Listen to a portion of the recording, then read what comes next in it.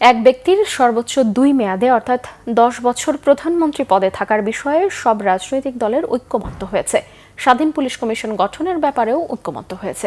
এছাড়াও জুলাই সনদের খসড়া তৈরি আগামীকালকের মধ্যেই দলগুলোর কাছে পাঠানো হবে, জানিয়েছেন জাতীয় ঐক্যমত্য কমিশনের সহ সভাপতি ডক্টর আলী রিয়াজ।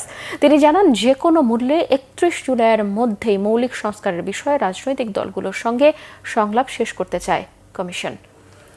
কমিশনের সহ সভাপতি জানান, 20টি বিষয়ের মধ্যে এরই মধ্যে নোট অব ডিসটেন্স সহ 10 বিষয়ে একমত হয়েছে দলগুলো। 7টি বিষয়ে ঐক্যমত্য হয়নি, আর 3টি বিষয়ে আলোচনার প্রস্তাব দেওয়া হবে। রাষ্ট্র পরিচালনার মূলনীতি, নাগরিকদের মৌলিক অধিকার সম্প্রসারণ প্রস্তাব, পুলিশ কমিশনের বিষয়ে রবিবার আলোচনার বিষয় ঠিক করা হয়েছে। এছাড়াও অমীমাংসিত অন্যান্য বিষয়েও আলোচনা হবে। নাগরিক অধিকার সম্প্রসারণের অঙ্গীকার করতে একমত হয়েছে বলে জানায় কমিশন। আগামীকাল জাতীয় সনদের খসড়া রাজনৈতিক দলগুলোর কাছে পাঠানো হবে। এরপর সনদে সই করার দিনক্ষণ ঠিক করা হবে।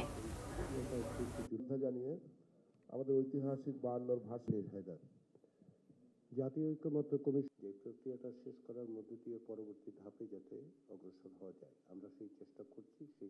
আমাদের লক্ষ্য হচ্ছে একটি জাতীয় সনদ যাতে সকলে স্বাক্ষর করবেন।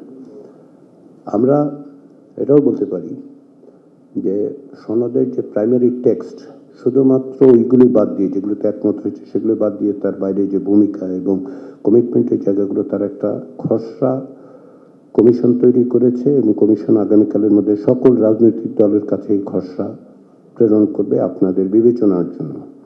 আমরা মনে করি আপনারা আলাদা আলাদাভাবে মতামত দিলে সেগুলি সন্নিবেশিত করা হবে। আমরা খসড়া নিয়ে এখানে আলোচনা করব না এই কারণে, যেগুলো শব্দের ব্যাপার। যদি বড় রকমের মৌলিক কোনো আপত্তি ওঠে তাহলে আমরা ফ্লোরে আনবো, না হলে আনবো না।